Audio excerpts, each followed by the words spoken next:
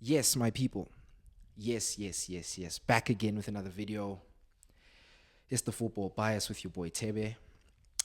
And yeah, as you can see on the thumbnail and the description, I've got a very interesting conversation that I'd like to delve into.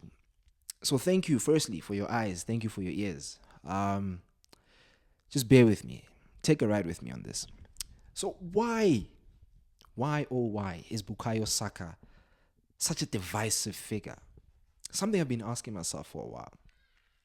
So this question firstly stems from all the media headlines, all the narratives, articles, pundits, all of these things that I'm just seeing online, even fans alike, right? We've seen it all online. But what inspired this video is essentially an article I found on the internet where you got a pundit by the name of Ali McCoist. I don't know this guy.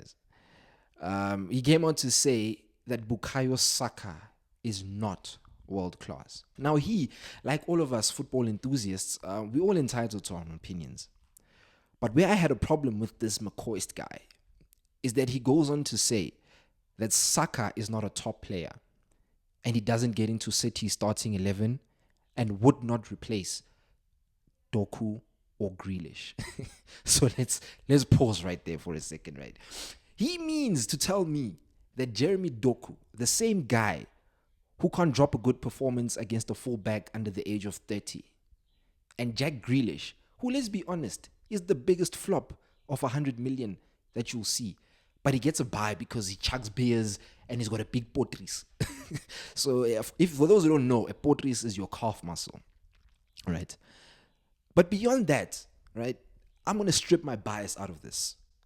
And let's look at purely at the numbers, right? So from the beginning of last season, Jack Grealish and Jeremy Doku have both combined to play 61 games. And this is all in the league, by the way, not all competitions. So in 61 games between both Jack Grealish and Jeremy Doku, they scored 7 goals and made 9 assists between the both of them. And then we look at Saka. In that same time, he's played 42 games, scored 18 goals, and assisted 16 times. So he alone has outscored and out-assisted both Jeremy Doku and Jack Grealish, the guys that Ali McCoy claims he won't get into the Manchester City starting 11. So need I say more? Because purely based on the numbers, he's wrong. Now, this world-class debate, it's one that really gets to me because it's such a nuanced conversation. Because what you consider to be world-class, I may not consider to be world-class. So we need to basically outline what it is that we classify as being world-class before having this debate. Because I'll tell Ali McCoist and anyone else that if Bukayo Saka is not world-class, Jack Grealish and Jeremy Doku are most definitely not as well. But do I currently consider Bukayo Saka as a world-class player? Honestly, I'll say that he's a world-class talent. But to be a fully fledged world-class player, right? Okay, what do you have to do to become a fully fledged world-class player? Let's get into that first. Does he need to win something of significance? Does he need to get a Ballon d'Or? Does he need to get a Golden Boot? You know? But I will be contradicting myself in trying to say, let's look at the likes of a Steven Gerrard.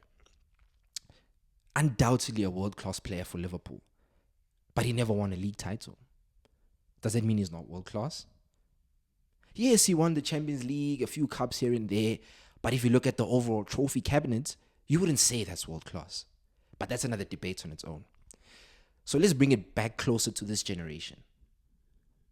Let me know in the comments, do you think Harry Kane is a world-class striker? A world-class player? If you say no, then I'm going to look at you funny, because he is. The numbers tell us he is. The trophy cabinet tells us otherwise. So I want to ask again, what makes a world-class player? Is it the trophies? Is it the consistency? Is it the longevity at the highest level? Is it being the main man in your team? Right? I could go on and on and on about so many different reasons to take off to make a player to be world class. And if I sit down 20 different guys in the room, or women, right? And we asked him the same question. I have no doubt we'll get a varying amount of different answers because it's all based on something that is called an opinion. But a lot of people want to state their opinions as facts, right? But let's get back to Saka. Now, if you are like me and you are on the internet a lot, reading, watching, listening to a lot of football content, you'll see that this kid Saka has been battling comparisons from the inception of his career.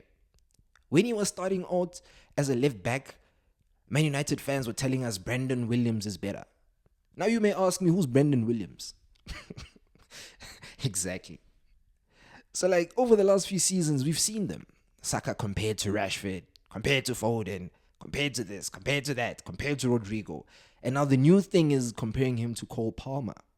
Now all of these players in their own rights are amazing players. But I, for one, have never seen the amount of comparisons that come like lying straight to Bukayo Saka. I really don't get it. To the point where this guy, Saka, he gets clowned for limping, guys. For limping. If you watch the game of football and you watch Arsenal games, you'll see that this guy gets kicked, sometimes left, right, center. Gets double teamed by big defenders. Does he complain? No. He gets on with the business. Gets kicked, gets up, plays on. Does the best. I'm sure you've seen the meme where you had Giorgio Chiellini grabbing him by the neck with his jersey. It's mad. It's mad. But does he complain? Nah. And that's one of the many things that I admire about this guy. Just plays the game. Always smiles. Never complains. Now, I'm not a fool. I understand that to some extent, Arsenal fans are to blame for this. Like for once, I saw a tweet where one of the Arsenal fans were like, Saka is better at this age than what Ronaldo was. So Saka is 23, by the way. And at 23, Ronaldo had already won a Ballon d'Or.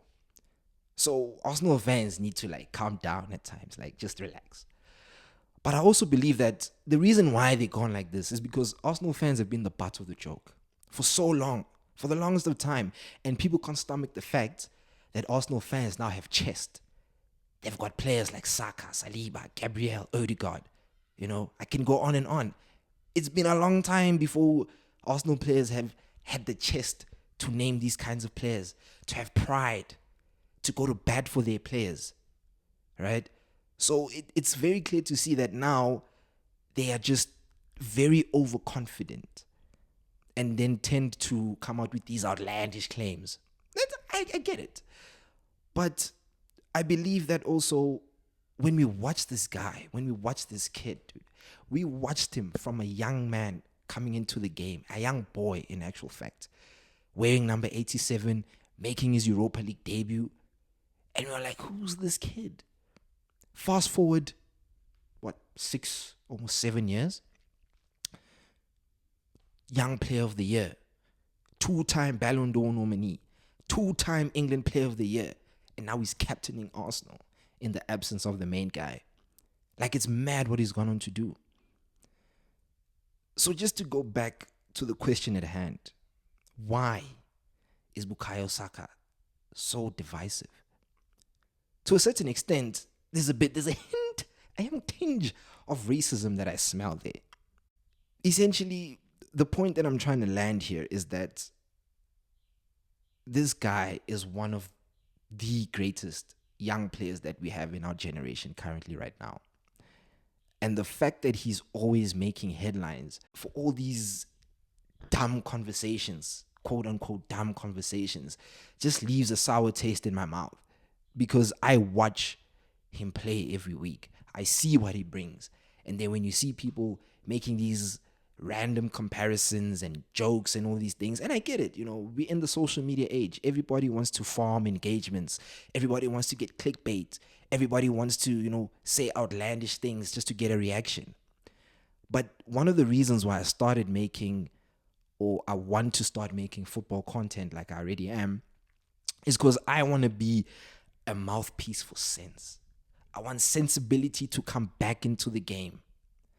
Because a lot of the conversations, a lot of the narratives that get spun around, it just doesn't just doesn't make the game nice for me anymore. And because maybe I need to be the one who switches off social media once in a while so that I don't have to subject myself to all of this dribble, So, yeah, maybe that's just what I need to do on my own personal capacity. But I implore a lot of you guys to please also just take stock, relax, watch the game with your eyes, don't watch with your fingers, and make formulated opinions of your own. And whoever Ali McCoist is, don't listen to that guy because he doesn't know jack. Anyway, guys, thank you so much for watching the video. Please like, subscribe, comment. Let me know. Do you think Saka's world class? Do you think he's not? What does he have to do to be world class? And why is he such a divisive figure? I don't know. Anyway, peace out, guys. And please keep it locked on the Football Bias.